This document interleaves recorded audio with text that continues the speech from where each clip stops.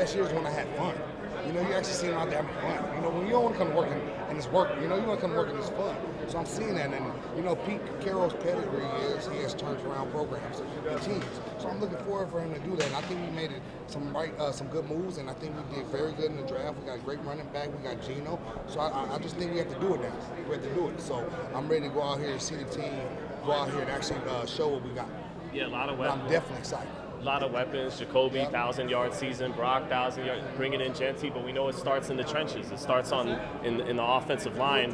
How do you assess that heading into the season? We gotta get better. We gotta get better. We gotta get more consistent. We gotta get better. We gotta see what these young guys are gonna do. So I'm excited to watch today and see how they've been. I haven't been in training camp, so Colton Miller's still doing a great job anchoring the offensive line. But I want to see the offensive line get a little bit more tougher.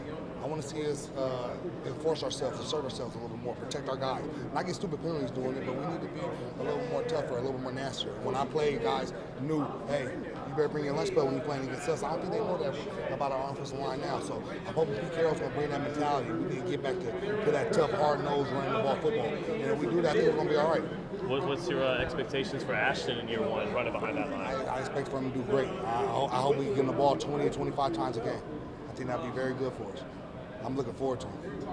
I wanted to ask about just the pass that you had in blocking for a guy like Marshawn Lynch. You know, what does it take to really help open up those lanes for someone like him to be so successful? Just consistency, just driving the guy, having the will to be better than him every play and punish him, and having all the five offensive line working together.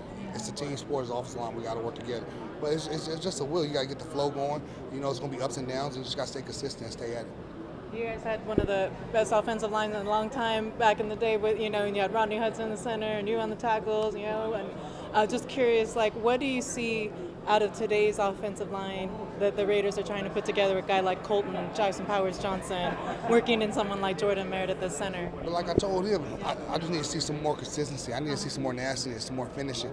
I want like what we used to do. I want to see them assert themselves. I want to see them be dominant and control the game, not put it in other people's hands. You know, we control as offensive line, so hold better feeling. And I think they have the guys to do it. So I'm excited to see today what these guys looking like, see what some of the young guys look like. So I'm excited to see what we got to do. But they have a great running back, and Pete Carroll has been known to run the ball, and he puts in great schemes. So I think we're going to be okay. What do you think about Chip Kelly's offense, just to that? Hey, I'm waiting to see it, man. I watched it in college. It's different in the league, so we're going to see. But Chip Kelly is a great coach. He's been known to do it for years, so I'm excited. What does it mean to you on alumni weekend to come back here with all your brothers? Man, it's so great. It's first class. I wish more teams would do it. You know, like I tell them, you know, talking to some of the older guys that played before me and hearing their respect and how much they like the way I played and stuff like that. It's like, man, okay, cool. Like, you know, hearing that from Marcus Allen and some of the guys, it's like, okay, Rich Gannon and stuff like that. So it makes you feel good. Like, okay, what I did, it really got seen. So, you know, being able to chat with those guys, if we didn't have this weekend, I wouldn't ever be able to hear that from them.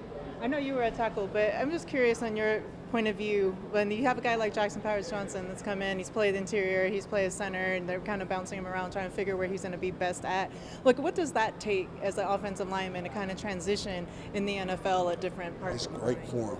Because one thing my offensive line coach, you know, I played back in the old school. They used to always say, the more you could do, the more valuable you are.